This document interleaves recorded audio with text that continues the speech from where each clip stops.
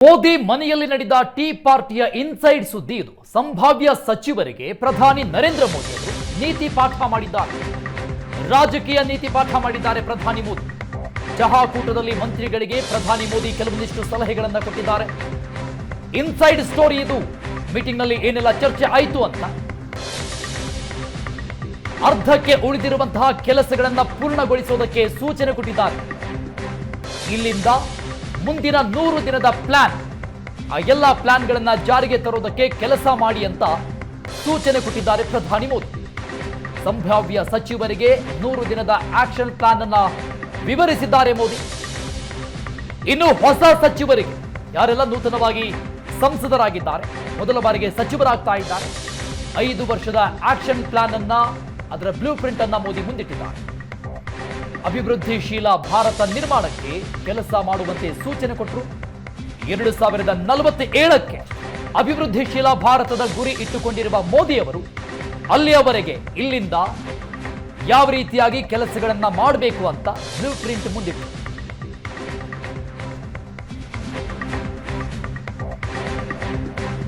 ಮೋದಿ ಕ್ಯಾಬಿನೆಟ್ನಲ್ಲಿ ಎಚ್.ಡಿ. ಕುಮಾರಸ್ವಾಮಿ ಸಚಿವರಾಗ್ತಾ ಇರೋದು ಖುಷಿ. ತಾಯಿ ಚಾಮುಂಡೇಶ್ವರಿ ಆಶೀರ್ವಾದ ಕುಮಾರಸ್ವಾಮಿ ಮೇಲೆ. ದೆಹಲಿಯಲ್ಲಿ ಜೆಡಿಎಸ್ ನಾಯಕ ಜಿಟಿ ದೇವೇಗೌಡ ಮಾತನಾಡಿದ್ದಾರೆ. ರಾಜ್ಯ ಸರ್ಕಾರ ಕೇಂದ್ರ ಸರ್ಕಾರದ ಜೊತೆ ಘರ್ಷಣೆಯನ್ನ ನಿಲ್ಲಿಸಬೇಕು. ಮೋದಿ 3ನೇ ಬಾರಿ ಪ್ರಧಾನಿ ಆಗ್ತಾ ಇರೋದು ಸಂತಸದ ಕ್ಷಣ ಅಂತ ಸುವರ್ಣ ನ್ಯೂಸ್ಗೆ ಜೆಡಿಎಸ್ ನಾಯಕ ಜಿಟಿಡಿ ಮಾತನಾಡಿದ್ದಾರೆ.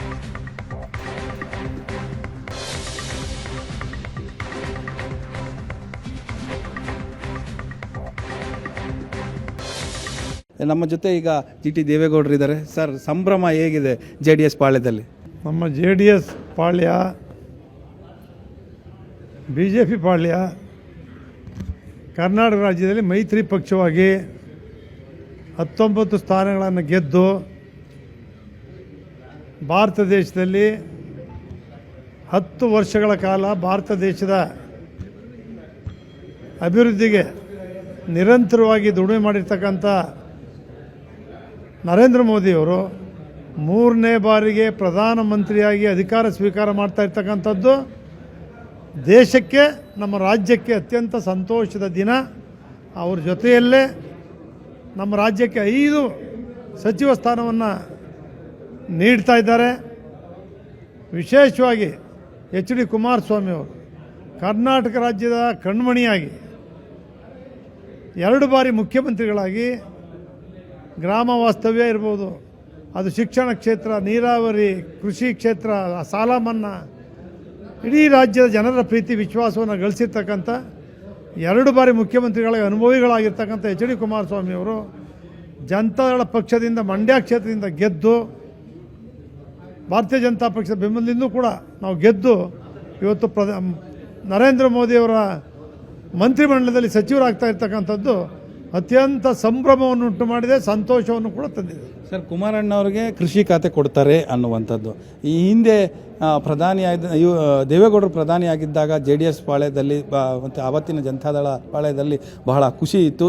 ಇವತ್ತು ಬಹಳಷ್ಟು ವರ್ಷಗಳ ನಂತರ JDSಗೆ ಆ ಖುಷಿ ಸಿಗ್ತಾ ಇರುವಂಥದ್ದು, ಇದ್ರ ಬಗ್ಗೆ ಹೇಳೋದು. ದೇವೇಗೌಡರು 94ರಲ್ಲಿ ಮುಖ್ಯಮಂತ್ರಿಗಳಾಗಿ, 96ರಲ್ಲಿ ಪ್ರಧಾನಮಂತ್ರಿಗಳಾಗಿ ದೇಶದ ಅನುಭವನೂ ಇದೆ, ರಾಜ್ಯದ ಅನುಭವನೂ ಕೂಡ ಇದೆ. ಅವರ ಮಾರ್ಗದರ್ಶನದಲ್ಲಿ ಎಚ್.ಡಿ. ಕುಮಾರಸ್ವಾಮಿಯವರು ಕೂಡ ಅವರ ಆಶೀರ್ವಾದವನ್ನು ಪಡೆದು ಏನು ಬಂದಿದ್ದಾರೆ. ಇವತ್ತು ಎಚ್.ಡಿ. ಕುಮಾರಸ್ವಾಮಿಯವರು ಅವ್ರಿಗಿರ್ತಕ್ಕಂಥ ಅನುಭವವನ್ನು ಕರ್ನಾಟಕ ರಾಜ್ಯದಲ್ಲಿ JDS ಪಕ್ಷವನ್ನು ಕಟ್ತಕ್ಕಂಥದ್ದಕ್ಕೆ, ಕರ್ನಾಟಕ ರಾಜ್ಯದ ಸರ್ವತೋಮುಖ ಅಭಿವೃದ್ಧಿಗೆ ಅವರು ಸೇವೆಯನ್ನು ಸಲ್ಲಿಸ್ತಾರೆ. ಆ ತಾಯಿ ಚಾಮುಂಡೇಶ್ವರಿ ಆಶೀರ್ವಾದ ಅವ್ರಿಗೆ ಚೆನ್ನಾಗಿದೆ, ಅವ್ರಿಗೆ ಒಳ್ಳೆಯದಾಗಲಿ. ನರೇಂದ್ರ ಮೋದಿಯವರಿಗೆ ಅಭಿನಂದನೆ ಸಲ್ಲಿಸ್ತೇನೆ. ರಾಜ್ಯದಲ್ಲಿ ಸಾಮರಸ್ಯದಿಂದ ಒಟ್ಟಾಗಿ ಒಂದಾಗಿ ಈ ಸಂದರ್ಭ ಒಂದು ಸುವರ್ಣ ಯುಗ ಅಂತಕ್ಕಂಥದ್ದನ್ನು ಮಾಡ್ತಕ್ಕಂಥ ಪ್ರಯತ್ನವನ್ನು ಮಾಡ್ತಾರೆ. ಅವ್ರಿಗೂ ಕೂಡ ಅನುಭವ ಇದೆ ಅಂತಕ್ಕಂಥ ನಂಬಿಕೆ ನನಗಿದೆ. Thank you sir. ಇದು ಜಿಟಿ ದೇವೇಗೌಡರ ಮಾತು. ಕ್ಯಾಮ್ರಾ ಪರ್ಸನ್ ಮುನಿರಾಜು ಜೊತೆ ಡೆಲ್ಲಿ ಮಂಜು, ಏಷ್ಯಾನೆಟ್ ಸುವರ್ಣ ನ್ಯೂಸ್, ನವದೆಹಲಿ.